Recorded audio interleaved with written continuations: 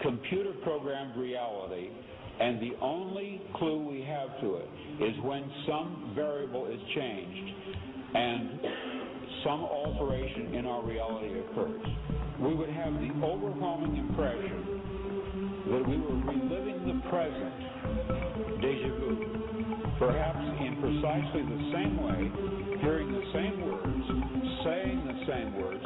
I submit that these impressions are valid and significant, and I will even say this: such an impression is a clue that at some past time point a variable was changed, reprogrammed as it were, and that because of this an alternative world branched off.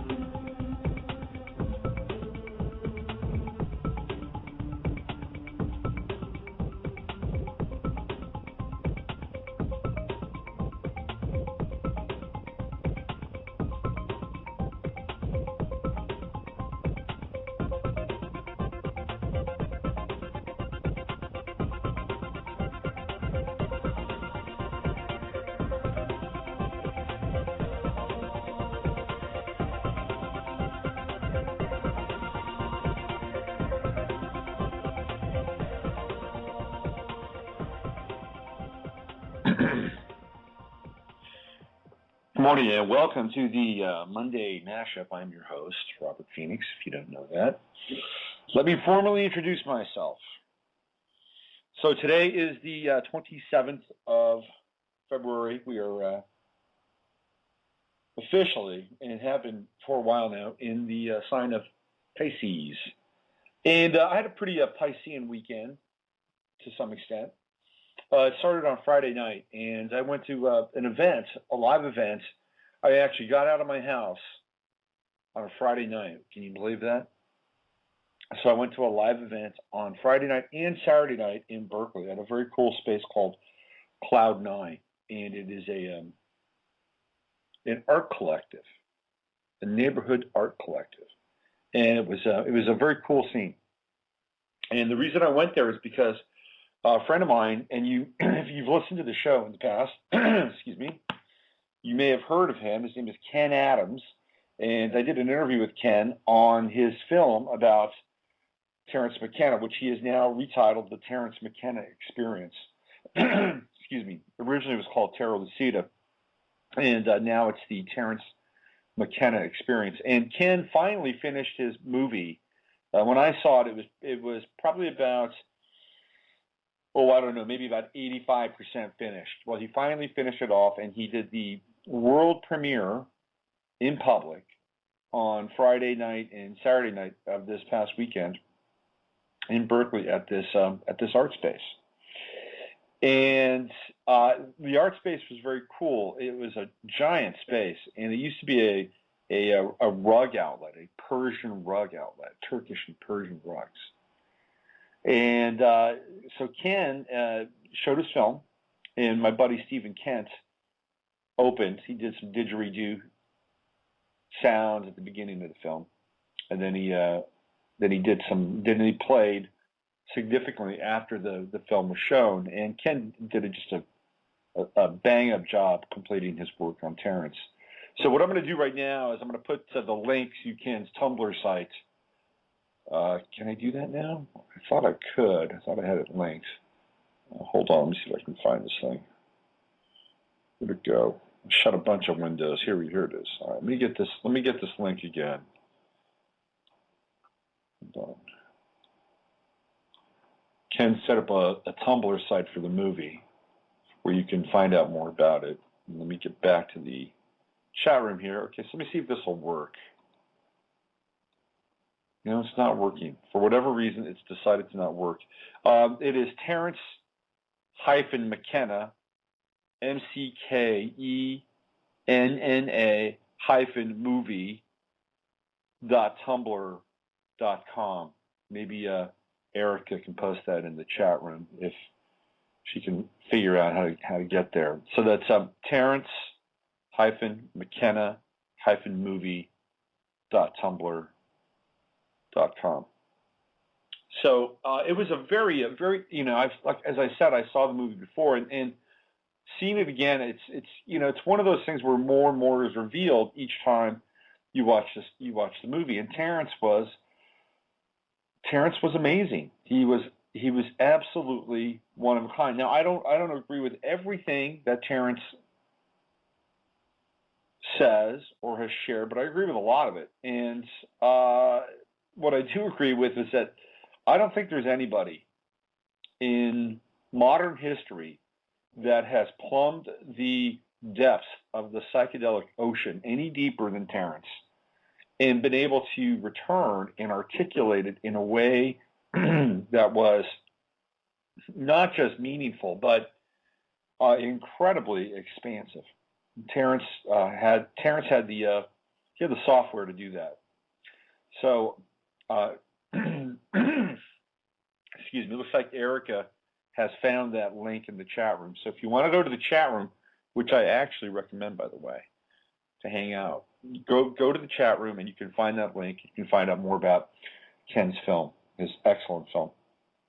So in fact, you can even buy a copy of it. He's got DVD copies of the film, very affordable, $20. So anyway, there we go. There's the Friday night and Saturday night event. So at this event, I was working the door, and this is a big space, and they had one of the guys that ran this space had a macaw, and macaws are really big birds. They're huge. I never really spent much time face to face with a macaw. So here's this macaw. He's beautiful. He's yellow and green and blue, and I mean, he's psychedelic. The bird is psychedelic, and he's in the front of this space. It's a gallery. The front room is like a gallery, so it's big ceilings, probably about maybe 40 feet across in terms of the floor. And he's at the far end of the gallery space. He's in an open perch. And I go over at the beginning of the night, and I look at this bird. And the guy who runs the space is there, and it's his bird. And I look at the bird, and the bird looks at me. And all of a sudden, something's happening between me and this bird. I'm not sure what it is, but he's taken a pretty significant interest in who I am. And Tracy, the guy who is the caretaker of the bird, says to me, "Hey man, my bird wants to do something with you." I'm like, "Oh, okay. Is this normal?" I said, "Well, I don't know. Sometimes he has something going on with people." So it's all very vague at this point. But I can't deny that this bird and I have this kind of electric thing going on. Anyway, so the show starts, and I'm still out front trying to sell tickets. And I go over to the bird, and I start talking to this bird. And my friend Steven's playing didgeridoo, and the bird is like bobbing his head to the didgeridoo. He's like totally into the didgeridoo. I said, "You like that didgeridoo, don't you?" And he shakes his head up and down. And I look at him again. I say, "You're a wise bird, aren't you?" And again, he shakes his head up and down. It's like, yeah, I'm wise. And I say, "You know what? You're a handsome bird, too. Do you know that?" And he shakes his head again, up and down. No, this is not a joke. I mean, there's no punchline coming. I'm just telling you that I had this really interesting connection with this bird. And then I got into playing this game with him. He had a little piece of rope, and he would chew on the rope and drop it, and I'd pick it up, and he'd drop it, and I'd pick it up, and he'd drop it. And this went on for the first night, and then he got put to bed. I come back the second night. There he is again. There's that bird. I did not even walk over and say hello or anything. I just did my thing. I sat down, and I started to, sell tickets to this event for my friends. Next thing I know, the bird is walking down from its perch and walking all the way across the floor to where I'm sitting. And then the next thing I know, this bird is climbing up the chair and onto my pants. Again, I've never had any connection with a bird this size. The only time I had a connection with a bird like this was when I was in high school. I had a friend with a cockatiel. And I went over to his house one night. We were all high on fungus mold, if you know what I mean. And I had a really cool experience with his bird. But that was the last time, and I was 17 years old then. So this bird climbs all the way up on this chair that I'm at. And then the next thing you know, he's on my shoulder. And I it's like, I've never had, this is a big bird. Like, well, where do we go from here? So I'm looking at him, he's looking at me, and we're just hanging out. And then he climbed back down on my lap, and I started to rub the back of his neck. He liked that. And then Tracy, this guy, comes back in, and the bird's name is Chromo. Says, Chromo, come on, back over to the cage. So he takes Chromo back over, puts him back in his perch, leaves. As soon as he leaves, bird's back down on the perch, walking back over to me again. So this bird and I have had a pretty significant connection. Now, what's really interesting, here's a fascinating thing. Now, I am drinking out of this cup right now, this coffee cup, and it's I wish I could just show you this picture of this coffee cup. It is kind of like this Art Deco. I mean, think Klimt or somebody like that, and it's got this sort of collage of animals in a jungle. And at the exact angle that the cup is turned to me is a macaw. I just noticed that just now. Anyway, interesting stuff. And I got to tell you, I dug that bird. Now, I'm not sure if I would ever go out and get a bird. He was a rescue bird, but it was a very different experience. I've always been into animals. I had a really strong connection with a dog that was with me for 14 years. I've lived with wolves, so I love animals. But this was different, very, very different. Anyway, I just thought I'd share that with you. And also Ken's terrific movie. I watched another movie last night, and it was about hemp. And it's not a bad film. There's a lot of there's some interesting pieces of information in the film, and I'll tell you the film. Here we go. I think it's called Plant That Seed. Hempsters, plant that seed, or plant the seed. And it's essentially, and it's pretty current. It's a pretty new film, and it stars Woody Harrelson and Merle Haggard and Julia Butterfly Hill, Gatewood Galbraith, who is a pretty interesting guy, and a number of luminaries from the hemp world.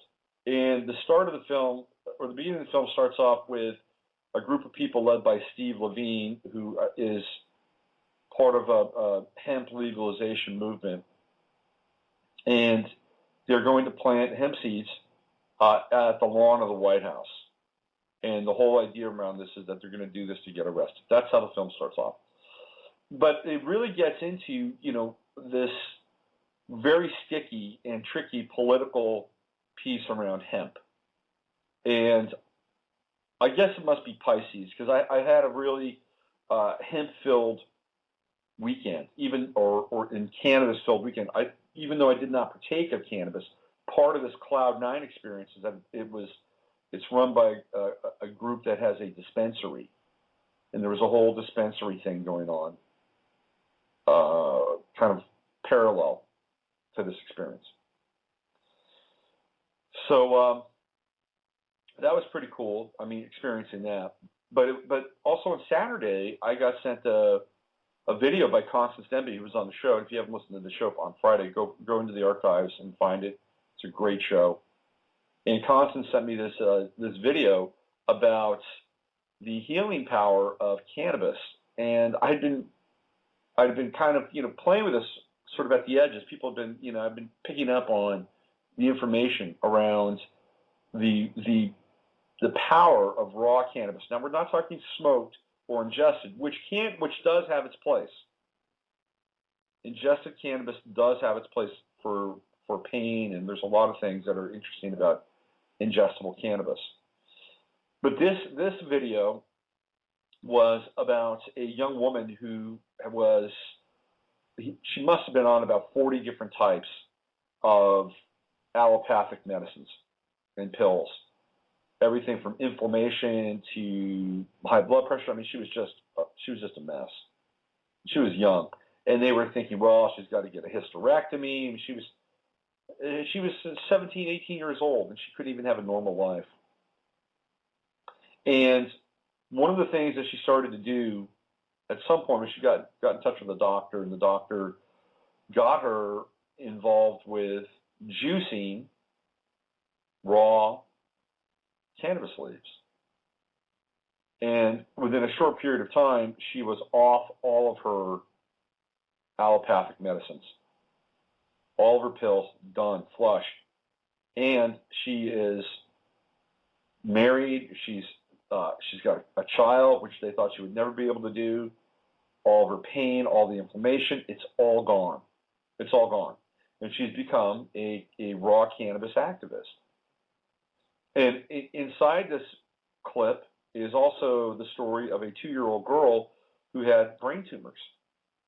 And they took her to Children's Hospital in Oakland over here. And they essentially said, there's nothing we can do for this girl. Take her home, hospice her, love her, bless her, be thankful she was with you for 2 years. They were delivering her a death sentence. So the father and the mother take her home, and somehow the father figures out that, hey, maybe this juicing of cannabis will help this girl, help my little girl. And sure enough, he gets her on juiced cannabis leaves, and 3 months later, he brings her back to the doctors for a checkup, and they said, well, her tumors are shrinking. What are you doing? What's happened here? He basically said, hey, I've been giving her raw cannabis juice. And the girl is thriving now. So this has been a thread through my weekend. And, of course, I kind of picked up on it last night, and I watched Hamsters Plant the Seed, ? And one of the interesting things that they get into in this film is what happens up in the headlands where Julia Butterfly Hill climbed into Luna and was perched in Luna and brought a huge amount of attention to the old-growth forests up in the headlands. And one of the things that had happened was there was a guy by the name of Horowitz who bought the majority of that land with junk bonds, and he had to harvest the trees in order to pay off his junk bonds, which is why they were aggressively going at this. And what happened was that there was a mudslide that started because the land was not prepared to deal with the fact that all these trees were being snatched from it and could no longer support the topsoil. And that's when everything started to go off. And so thanks to Julia Butterfly Hill, they put a stop to that. But there's a whole story that evolves out of this with hemp. And Woody Harrelson was there, Merle Haggard was there. This is all the Julia Butterfly Hill part of the film. And hemp as a viable alternative to logging. And that's part of what comes through this film. Now, look, I've been on my own version of the hemp train for the better part of the last few years. But to me, it's always a revelation when we get into this material and find more and more salient facts about something. And I was watching the movie last night, and a lot of the movie takes place in Kentucky. And the reason why Kentucky is such an important and integral part of the industrial hemp movement is because the cash crop of Kentucky is tobacco. And the tobacco farmers of Kentucky want another crop to supplement tobacco because it's getting harder and harder for them to make a living from tobacco. I don't know how how much you follow this, but what happened, or what is happening, is tobacco is being essentially taxed into oblivion, and the layer of taxes are getting passed on to the farmers in Kentucky. And what's happening to them is that they can't afford their farms, and they're having to give up their farms. Now, there's a much bigger piece here. It has very little to do with the health of the average American citizen. Very little to do with that. It's not like, they're taxing hemp, or they're taxing tobacco because they care about you and I. I don't really think that that's the case at all. They're doing it because ultimately they want the land. They want the Kentucky farmers' land. That is prime real estate, prime terra firma. And if you look at what's happening with Agenda 21, you'll see that this is just a part of the puzzle, and that there is a much bigger piece here with Agenda 21. And Agenda 21 is anti-hemp. It is anti-hemp. Hemp is the most personal expression and the most personal relationship and connection with the earth that we can have, because of its versatility, because of all the things that it could do, not only in terms of its product DNA, or the DNA or the genetic makeup of hemp that would allow it to be used in so many different industries, but also because it brings up a much bigger issue about the freedom to plant a seed on this planet. And Gardner Galbraith, who has tried to run for Congress in Kentucky for a couple terms and has not been able to do it, he brought up an extremely interesting point, is that when they had the Tax Act, or the Stamp Act, on marijuana, this is in the 30s, essentially what they were doing for the first time in the history of this country, for the first time, they were saying, you cannot plant a seed. This was the first real broadside against our personal rights. So you cannot take that seed and put it in the ground and grow something out of it. And now what are we looking at? We're looking at all kinds of legislation that has opened the doors around the, what you can or can't plant, the Food Safety Act and all that crap. That it all really started with the Stamp Act and saying no to hemp. Now, there's some very interesting facts about hemp. Apparently, it would take about as much hemp as the size of a sequoia to smoke to get high. You don't get high off of industrial hemp. It's a cousin of cannabis. Now, what I'm going to do is I found some hemp facts, and I'm going to read these facts today. I've got a very hip audience, so some of you are going to know a lot of this stuff already. Okay? So let's start with history facts. Let's just get into these are just bullet points here. So hemp has been grown for at least 12,000 years. And this is for textiles and fibers. And it has been effectively prohibited in the United States since the 1950s. They allowed hemp to be grown and cultivated during the war because they needed it. But then after that, they were like, war is over, go back to growing tobacco. Let's see, because of its importance for sales, the word canvas is rooted in cannabis. And wrote for ships, hemp was a required crop in the American colonies. So here's some industrial facts. Henry Ford experimented with hemp to build car bodies. He wanted to build and fuel cars from farm products. BMW is experimenting with hemp materials in automobiles as part of an effort to make cars more recyclable. Much of the bird seed sold in the U.S. has hemp seed. That's been sterilized, the hulls of which contain about 25% protein.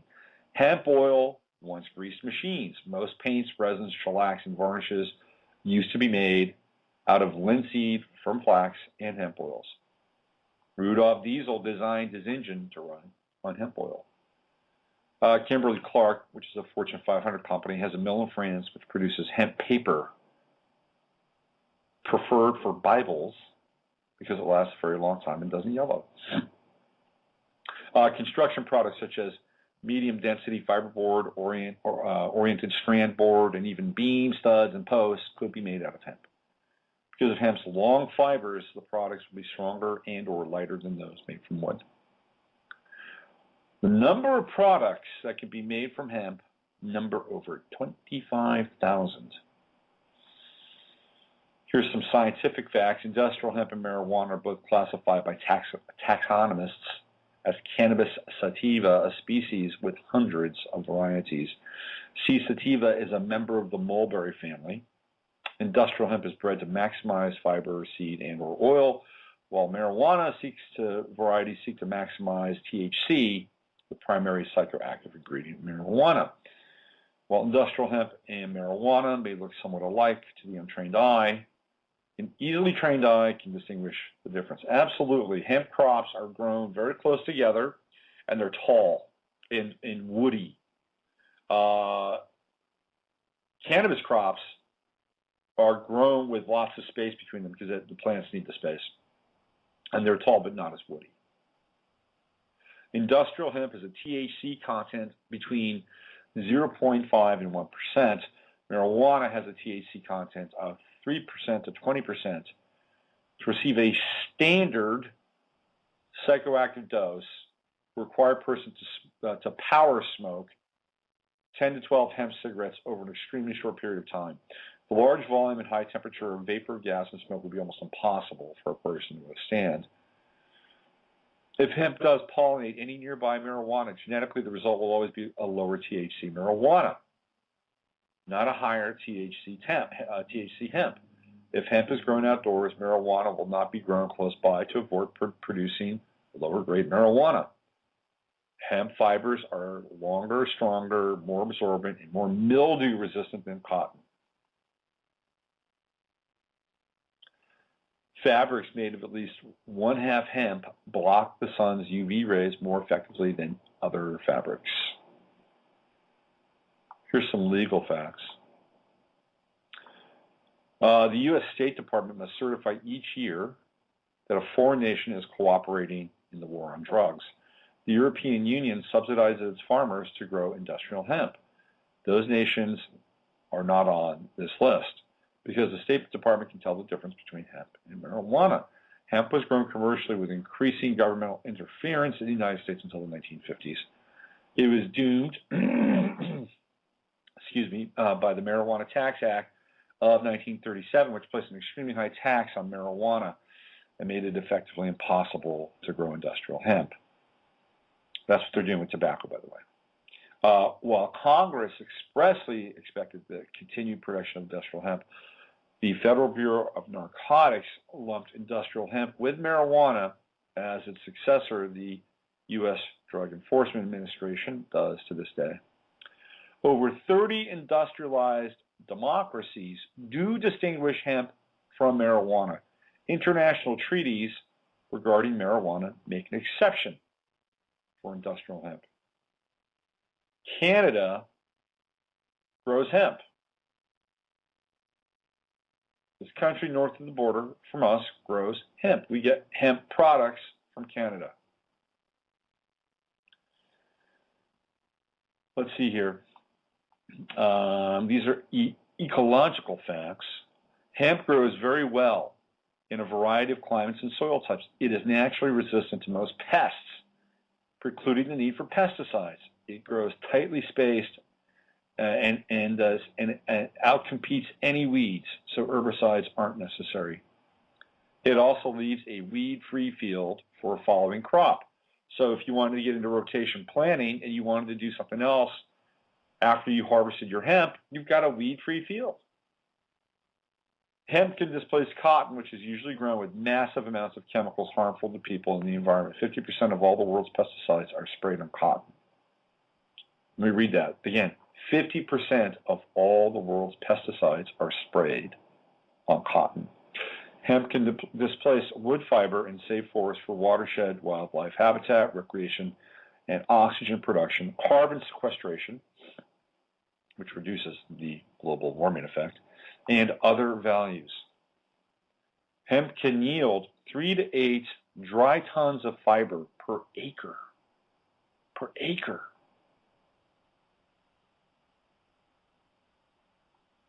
If one tried to ingest enough industrial hemp to get a buzz, it would be the equivalent of taking 2 to 3 doses of high fiber laxative. At a volume of level of 81%, hemp oil is the richest known source of polyunsaturated essential fatty acids. It is quite high in some essential amino acids, including gamma-linoleic acid, GLA, a very rare nutrient also found in mother's milk.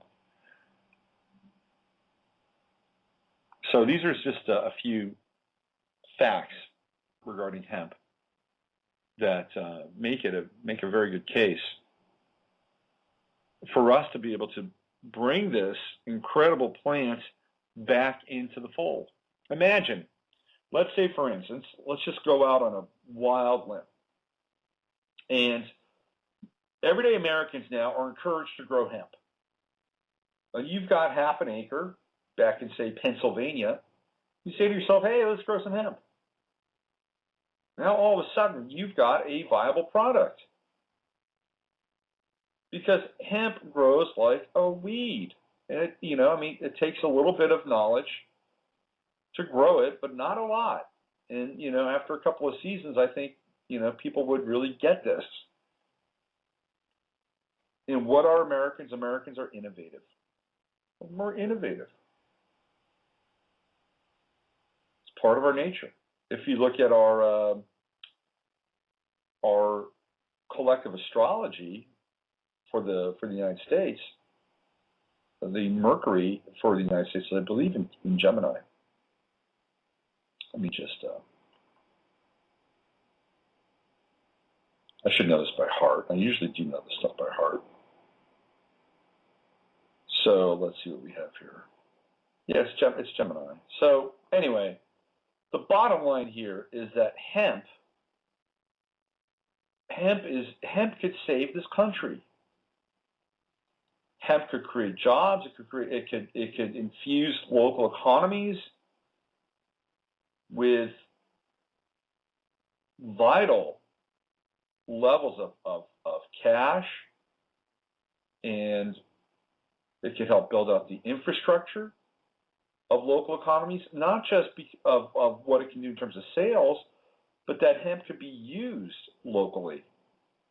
Could be used in the building of schools, anything that is essentially part of the public trust. Hemp products could be introduced, again, at a local level. But the problem here is that it's not just there's no desire for this to occur. There is an aggressive strategy to not allow this to occur. It is a prohibitive policy that won't allow this to occur. And it's because that there are a small group of people that want to run the planet, and they don't want a lot of us around. And their idea for the United States, and this has been documented, thoroughly documented, it's a part of Agenda 21, their goal for the United States is to grab land, and it's to put people in these population centers. It's all part of Agenda 21 and ICLAI and everything you can find about at a local level. And essentially what they want to do is they want to tax driving. They're doing it right now. We're in this right now. If you haven't checked gas prices lately, what's that? What are gas prices doing? Gas prices are a form of austerity. The high rate of the high cost of fuel right now has people thinking, wow, they're double thinking their trips. That's a lot of money. Let's not go away this weekend. Let's stay home and save some money because that's too much money for gas. Do you see how this works? People there are thinking about, oh man, maybe I shouldn't drive across the bay today. I've got to pick and choose where I can drive now. It's obviously also making somebody a lot of money on the oil futures market. And I wrote about this in my newsletter a couple of weeks ago, probably about a month and a half ago, maybe 2 months ago. And what's happened is that production has stalled around the planet. In the West, Production is booming in Brazil. Production is booming in India. Production is booming in China. But in the West, production is completely stalled, which means that there is not a great call for fuel. Because if you're not building and expanding, you're using less fuel. So what happens then is that there's a glut of fuel. And what happens when there's a glut of fuel? Well, the price goes down. And what happens when the price goes down? Well, the Seven Sisters, they don't make as much money. And not only that, but there's a speculative level in the oil futures market where they're not making any money. So what do we have now? We're really on the precipice of war in Syria and war with Iran. And now all of a sudden, guess what? Gas prices are going up. Up, up, up, up, up, up, up, up.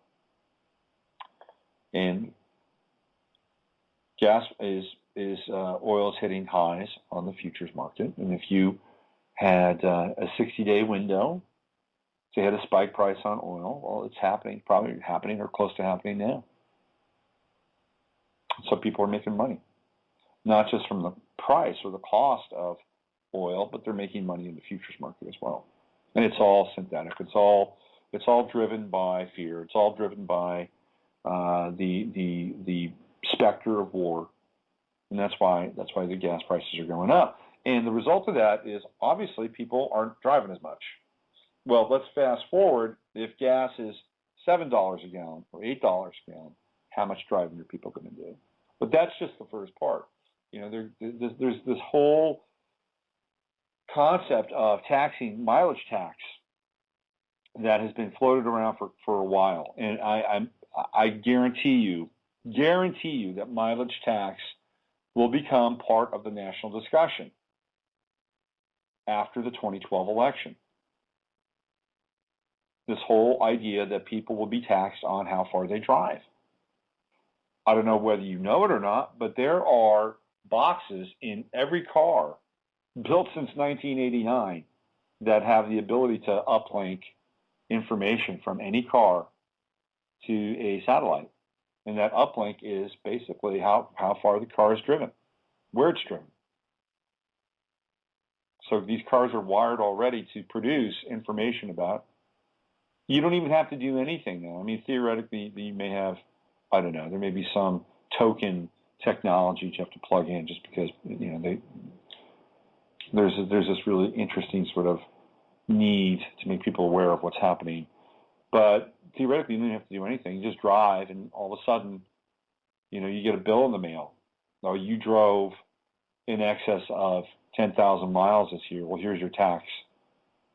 You drove in excess of 5,000 miles this year, or you drove in excess of 500 miles this month. Here's your tax. And you think I'm some, you know, right wing ditto head? Well, you're wrong. It's coming. It is coming. And the result of this is that people are going to drive less and less. And what they want to do is they want to get people off the roads. And the whole idea here is to eventually rework the entire freeway system and have these freeways that you can get on, but you can only get off at very specific areas. And those areas will be the population centers. Other than that, the rest of the country will be off limits. And this is where Agenda 21 comes in. And this is why hemp is an anathema to the Agenda 21 group. Because what it does is it, number one, infuses economies with resources, assets, you name it. Number two, it democratizes and liberates the average American and gives them the ability to have their own cash crop. And as a result of this, people can keep their land. It's easy. They keep their land. Farmers keep their land. Homeowners can keep their land. People can keep their land. You ask anybody in Flint, Michigan right now, which is being returned to the wild state, they're not doing anything. They're letting Flint, Michigan basically go to seed. using a hemp metaphor here. You ask anybody that's still there in Flint, Michigan, and you say to them, hey, what if you could grow hemp here in this place that's essentially becoming a forest again? What if you could grow hemp and make money off of it and, restart your town that was devastated when they took the automobile industry out of here? What do you think they would say? They would say, where do I get a bag of seeds? And this hemp is really the key. I'm convinced of this now. I've been searching for the key. And it is the key. Now, where do we go from here? I don't know. Because what we're dealing with a bureaucracy that will not allow this. Even though all these countries in Europe and all in Canada and South America, they all are allowed to grow hemp, they're not going to allow this. And it's really for the reasons I just stated. It's economic, and it's about territory. It's about real estate, and it's about sovereignty. So how do we go about this? You've got some fairly powerful people that are in the hemp world. Woody Harrelson, fairly powerful in his own right. Willie Nelson, Merle Haggard. So these are people that have been supportive, very, very supportive of hemp. And there are others, I'm sure, if you drill down. I'm not sure we're any closer than where we were, say, 10 years ago. Maybe the awareness has brought us closer, but here, I'll even give you an example of how hard it is to get this done.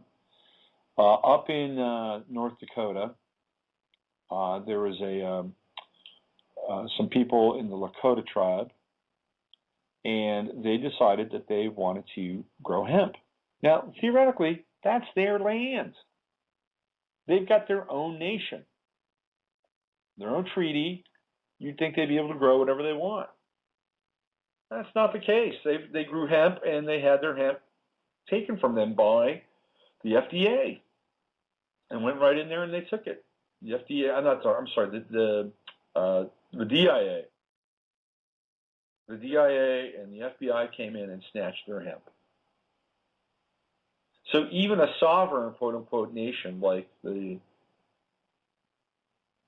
Lakota can't grow hemp.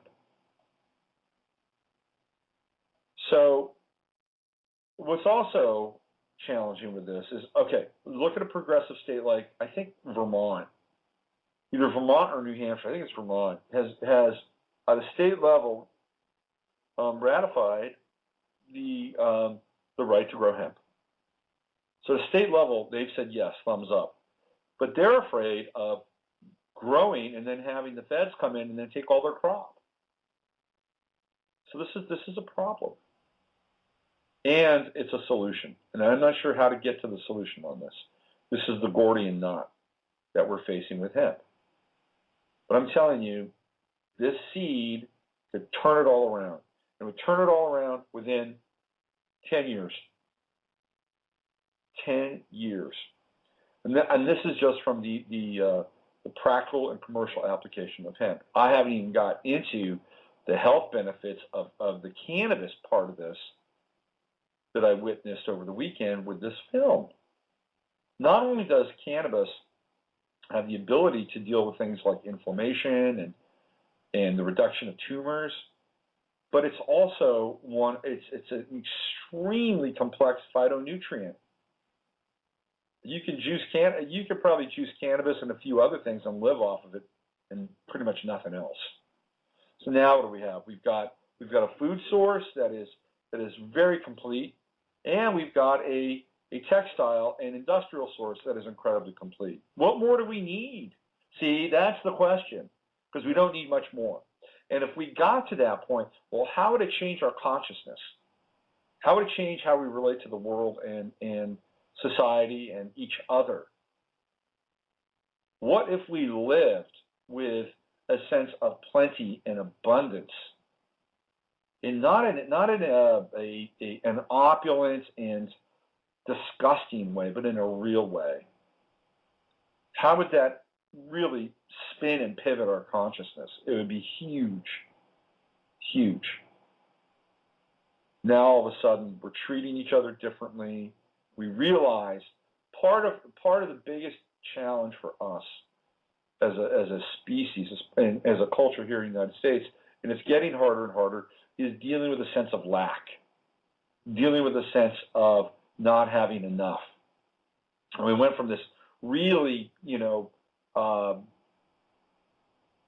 distended and disproportionate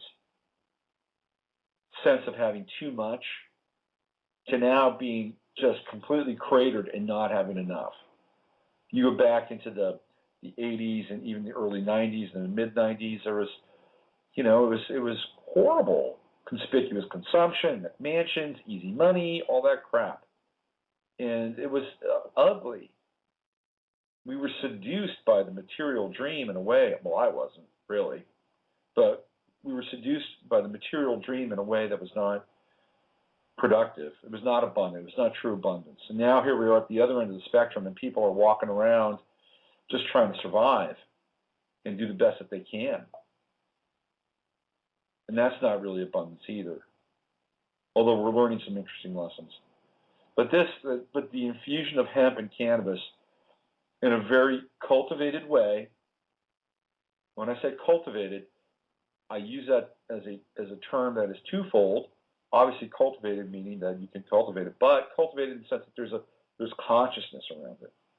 Now all of a sudden, we're doing something very different with these products, and they have the potential to impact our lives in a tremendous way. Absolutely tremendous. Founding fathers knew it. Ron Paul knows it. Ron Paul would not penalize you for growing hemp. Let me tell you, he would not do it. Ron Paul would not penalize you for taking it either or ingesting it.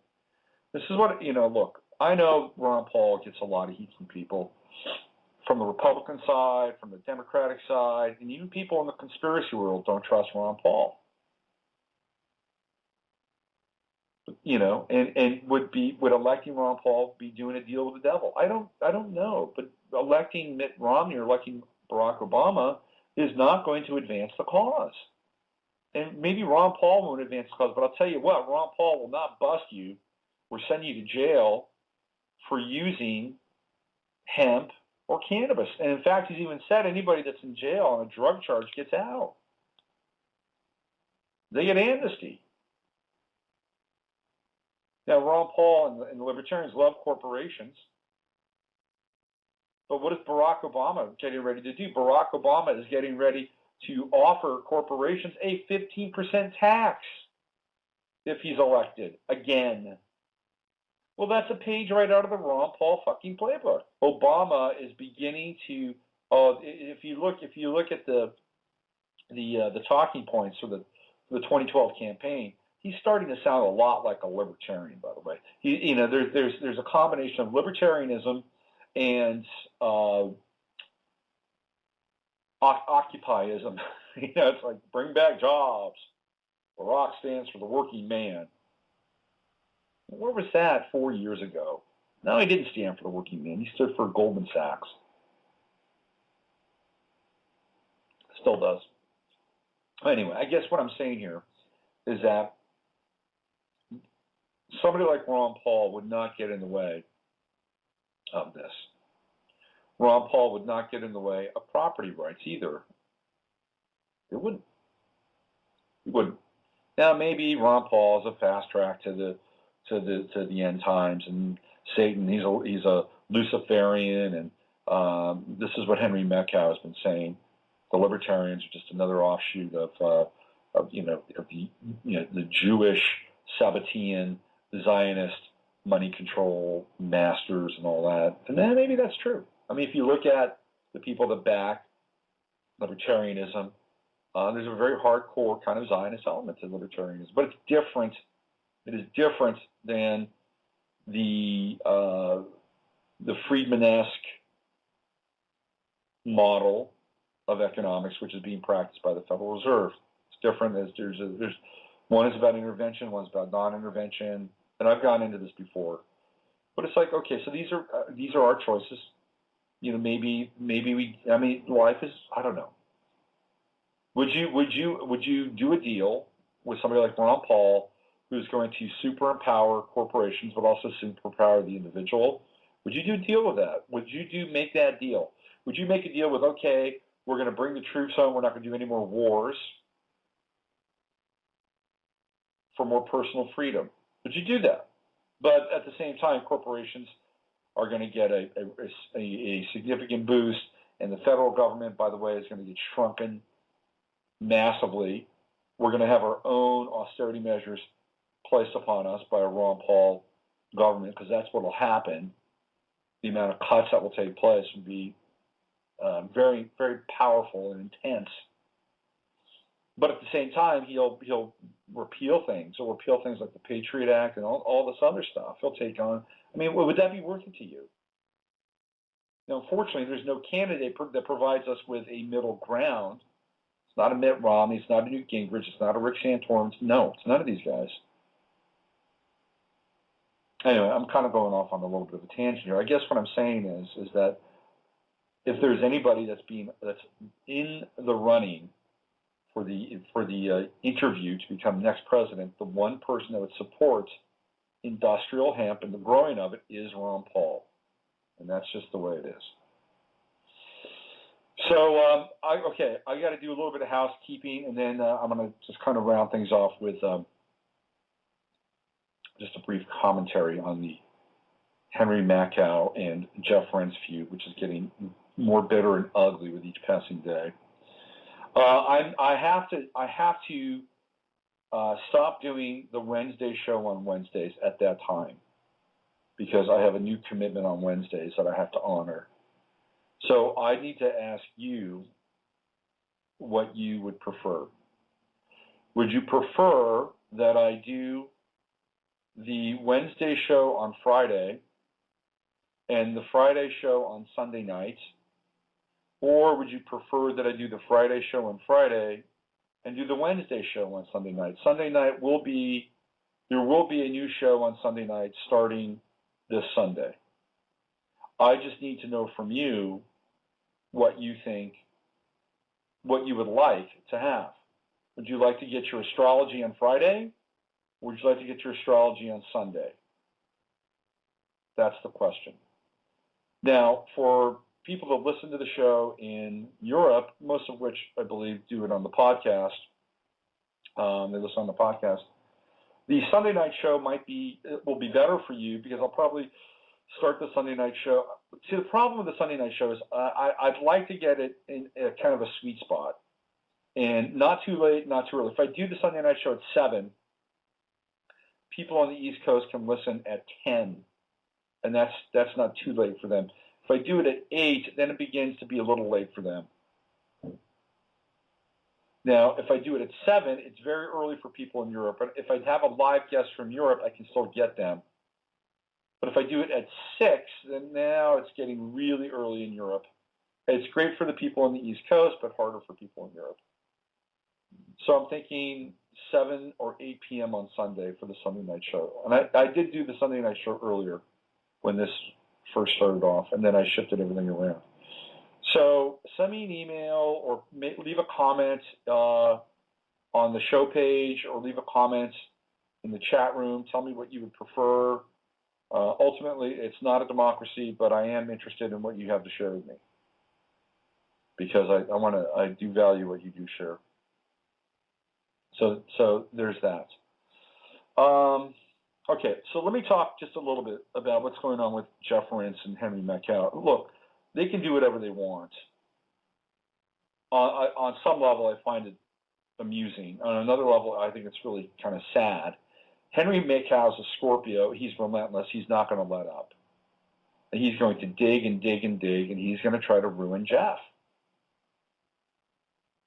Now, I don't think that some of the stuff that's coming out about Jeff is a bad thing.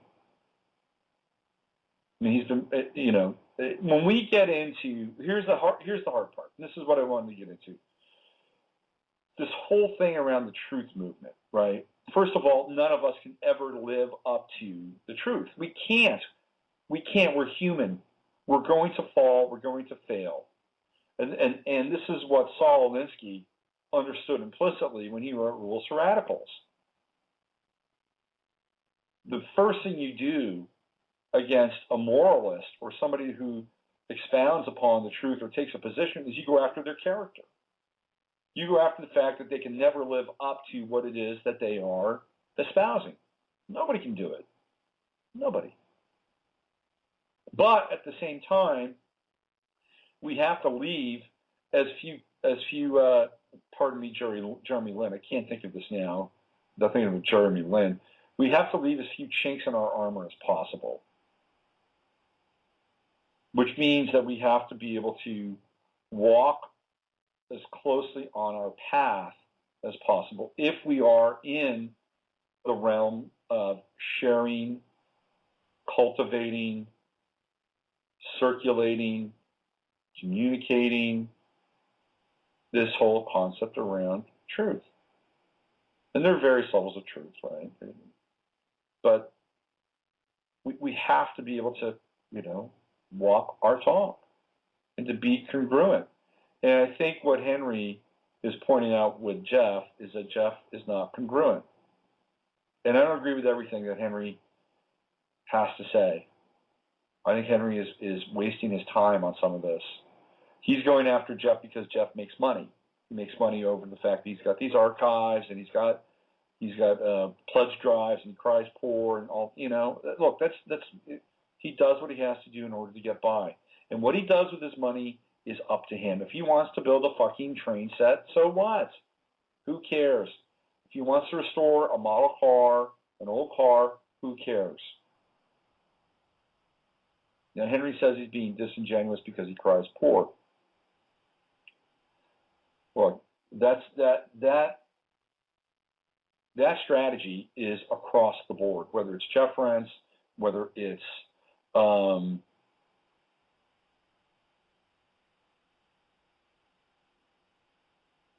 Pat Robertson, John Hagee, any of your garden variety televangelists, always crying poor, whether it's the government crying poor, this is a strategy. This is how people get money. Is it egregious? I don't know. What Jeff does and how people respond to you and pay for Jeff's services, that's between them and Jeff. I don't care. But the fact that Jeff has been married 9 times and has a very spotty track record in terms of how he treats certain people, that's a little different. People have the right to have a personal life.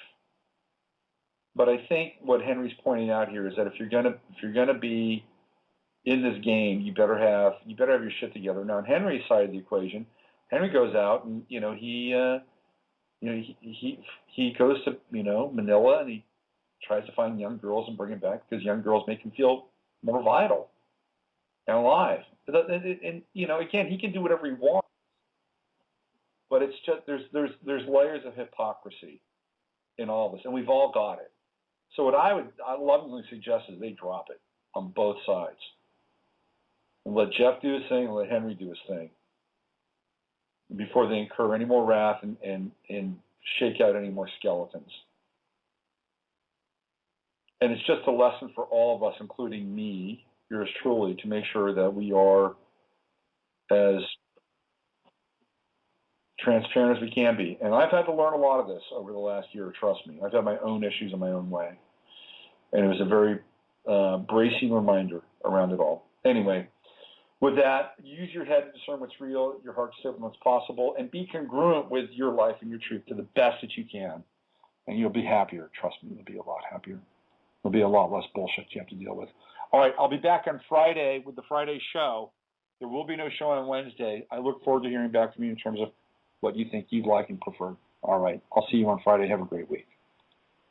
We are living in a computer-programmed reality, and the only clue we have to it is when some variable is changed and some alteration in our reality occurs. We would have the overwhelming impression that we were reliving the present, déjà vu. perhaps in precisely the same way, hearing the same words, saying the same words, I submit that these impressions are valid and significant. And I will even say this, such an impression is a clue that at some past time point, a variable was changed, reprogrammed as it were, and that because of this, an alternative world branched off.